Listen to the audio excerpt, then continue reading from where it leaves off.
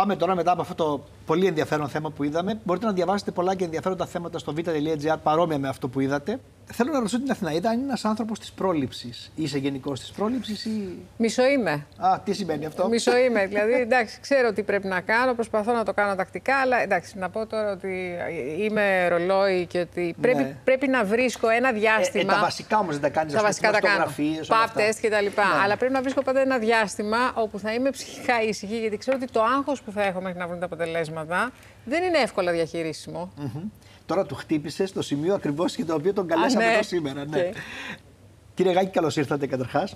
Και θέλω να ρωτήσω πώς αυτή η νέα τεχνολογία, το ότι δηλαδή ένας επεξεργαστής, ένας αλγόριθμος, να το πω πολύ απλά, που του βάζετε μέσα αποτελέσματα χιλιάδων εξετάσεων από όλο τον κόσμο, νομίζω, δεν είναι μόνο από την Ελλάδα, μπορεί να σας δώσει πολύ γρήγορα, για να φύγει και η Αθηναίδα από την αγωνία του αποτελέσματος, αν αυτό που βλέπετε είναι κάτι πραγματικά ουσιαστικό και ανησυχητικό, ή να καθησυχάσετε γρήγορα την γυναίκα και να της πείτε δεν βλέπουμε τίποτα.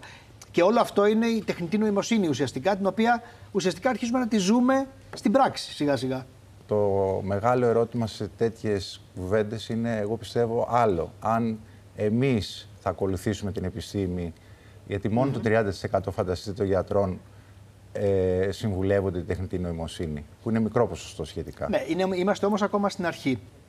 Εσείς έχετε ένα τέτοιο πρότυπο τρόπο, τέλος πάντων, που συμβουλεύεστε αρκετά την τεχνητή νοημοσύνη εκεί που εργάζεστε? Ναι, είναι μια δεύτερη ματιά, είναι πολύ σημαντικό για μας. Είναι πολύ σημαντικό για σας. σας. Είναι σαν να έχουμε ένα δεύτερο ακτινολόγο. Να πάρουμε λίγο τα πράγματα από την αρχή. Έρχεται κάποια γυναίκα να κάνει μια ψηφιακή νέας τεχνολογίας μαστογραφία. Από τι πελάτη βγάζετε παραπάνω από ότι από το να κάνει μια κλασική μαστογραφία και να περιμένει, ας πούμε, χρησιμοποιώντας αυτόν τον αλγόριθμο, Η ουσία είναι ότι έχει πολύ πιο γρήγορα, πιο ακριβή και πιο έγκυρα αποτελέσματα. Μειώνεται δηλαδή και ο χρόνος και αυξάνεται κατά πολύ η ακρίβεια. Όταν λέτε μειώνεται ο χρόνος, πόσο δηλαδή? Κοιτάξτε, η μαστογραφία ούτως ή άλλως στην ανάγνωσή της έχει μικρό χρόνο, ειδικά για έμπειρους. Δεν έχει νόημα να κάτσεις να κοιτάς μια μαστογραφία πολλή ώρα, γιατί αυτό σημαίνει ότι δεν ξέρεις να διαβάζεις μαστογραφίες. Αυτή είναι η αλήθεια. Και οι Αμερικάνοι έχουν και συγκεκριμένο χρόνο που σου λένε ότι μετά από αυτόν τον χρόνο. Άλλοι λένε 8 λεπτά το πολύ, διαφέρει.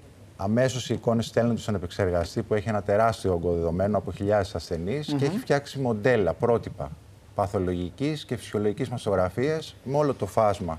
Ύποπτο έβριμα, μη ύποπτο, ένα έβριμα που πρέπει να παρακολουθηθεί λίγο, πολύ, ένας καρκίνος.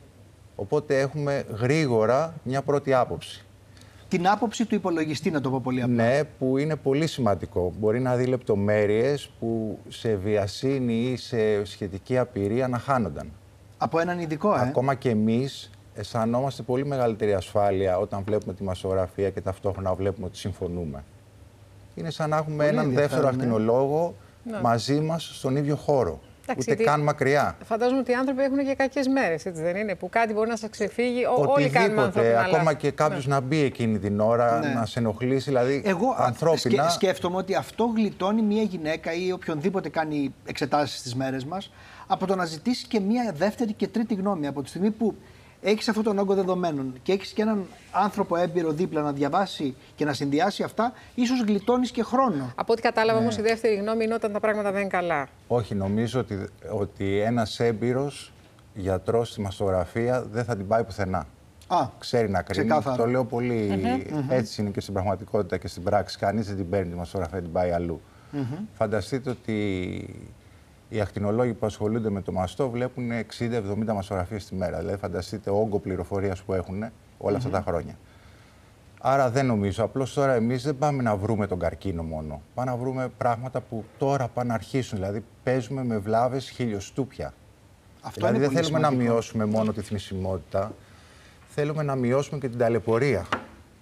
Αν βρεις κάτι πολύ νωρίς, μειώνεται πάρα πολύ ταλαιπωρία. Και μιλήσατε και για ακρίβεια. Τι ακριβώς εννοείτε? Δηλαδή ότι επειδή είναι μεγάλος ο όγκος των δεδομένων, μπορεί να σας δώσει τέτοια ακρίβεια ώστε να είστε σχεδόν σίγουροι για το αποτέλεσμα? Δεν μπορούμε. Ή ότι ο αλγόριθμος δεν κάνει λάθος, ας πούμε, να το πω πιο απλά? Γιατί ο αλγόριθμος, να σας πω, στη μαστογραφία έχει ένα μεγάλο μειονέκτημα. Δεν μπορεί να συγκρίνει. Ακόμα. Ναι. Το λέω γιατί το μέλλον στην τεχνητή νοημοσύνη θα είναι φαίνεται αυτό. Ότι θα γίνει. Θα μπορεί να συγκρίνει και μόνος εμείς του. Μπορούμε να συγκρίνουμε και προηγούμενες μαστογραφίες, οπότε πολλές βλάβες που φαίνονται ύποπτες αρχικά, βλέποντάς τις ότι υπάρχουν 10 χρόνια, δεν ανησυχούμε. σας καθησυχάζει αυτό το γεγονός. Γι' αυτό και πρέπει να τις κρατάμε τις μαστογραφίες. Βέβαια, έτσι, πρέπει να τις κρατάμε. Η μαστογραφία το πιο βασικό είναι η σύγκριση. Αυτή είναι η αλήθεια. Αλλά μικροαποτιτανώσεις, τώρα σας βάζω λίγο σε πιο εξειδικευμένα θέματα. Όχι, είναι νομίζω εξοικειωμένες οι γυναίκες με αυτές τις εκφράσεις. Ναι, που είναι του χιλιοστού, σε ένα πυκνό παρέγχημα, δηλαδή που έχουν ίδιο χρώμα, έτσι να σας το πω λίγο πιο απλά, μπορεί να χανόντουσαν. Τα νέα συστήματα, ειδικά σε αυτόν τον τομέα, είναι ακριβέστατα. Εγώ δηλαδή που δουλεύω ένα καινούριο σύστημα με εκατομμύρια ασθενείς, δεδομένα τουλάχιστον 1 εκατομμυρίου ασθενών, δεν μου έχει χάσει ούτε μία τέτοια μικροαποτιτάνωση. Και αυτό βοηθάει πάρα πολύ. Εγώ καταλαβαίνω ότι αυτό το πράγμα που λέγεται τεχνητή νοημοσύνη και το έχουμε πια στα χέρια μας και μπορεί να το έχουμε και για άλλα νοσήματα και να γίνονται συγκρίσεις και ήδη έχει αρχίσει να γίνεται για πολλά όργανα. Είναι κάτι σημαντικό, αρκεί να το χρησιμοποιήσουμε σωστά, όπως τα είπατε κι εσείς. Προς το παρόν, να το χρησιμοποιήσουμε μένα, αλλά και λίγο. Επειδή να μην αφήνουμε θα χρησιμοποιηθεί και στην εκπαίδευση. Και στην εκπαίδευση θα χρησιμοποιηθεί. Βέβαια, και θα είναι πολύ βασικό νομίζω από εδώ και πέρα. Εκεί υπάρχει ο κίνδυνος. Με άπειρους γιατρούς, δηλαδή θέλοντας σε μερικές χώρες ίσως να μειώσουν το κόστος, το μισθολογικό, με άπειρους γιατρούς μπορεί να επιβληθεί αυτό το σύστημα και εκεί να γίνονται λάθη.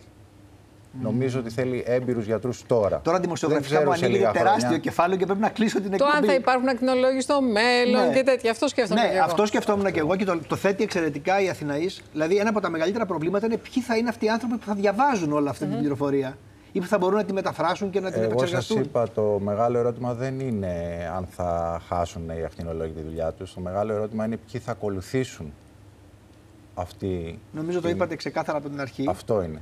Άρα και αυτό και είναι η σωστή προσέγγιση για να μην φοβόμαστε την τεχνητή νοημοσύνη, αλλά να τη χρησιμοποιήσουμε σωστά. Τώρα πια είναι μέσα στην ιατρική. Τελείωσε και είναι και πολύ καλό που είναι. Είναι μέσα. Αυτό που λένε: μπήκαμε στο χορό, θα χορέψουμε. Με πολλά ωφέλη. Πρέπει και να έχει και πολλά ωφέλη. Ναι. Εγώ κρατάω την ασφάλεια που είπατε, στη διάγνωση, το χρόνο. Ο χρόνος έχει τρομερή επίπτωση στο κόστος. Το κόστος κατευθύνει τα πάντα στην υγεία. Αυτή είναι η αλήθεια. Πρέπει να το αποδειχθούμε. Ναι. Δηλαδή, αν μειώσουμε το κόστος, θα έχουμε εξετάσει για περισσότερους ανθρώπους, καλύτερη πρόσβαση στις υπηρεσίες υγείας. Πρέπει να το ακολουθήσουμε. Είναι το μέλλον. Νομίζω είναι ξεκάθαρο. Σας ευχαριστώ πάρα πολύ. Εγώ ευχαριστώ. Μπαίνουμε σιγά-σιγά και σε τέτοια θέματα, Αθηναής, γιατί βλέπεις ότι ανοίγουν τα θέματα. Αυτό το ρεπορτάζ μου αρέσει γιατί είναι συνεχώς εξελισσόμενο. Έχεις διαλέξει ένα από τα καλύτερα ρεπορτάζ. Δεν ξέρω αν έχω διαλέξει ένα από τα καλύτερα. Ξέρω πάντως ότι πάντα έχουμε κάτι, κύριε Γάκη, καινούργιο να πούμε. Είναι πολύ ενδιαφέρον. Ναι. Σας ευχαριστώ πολύ.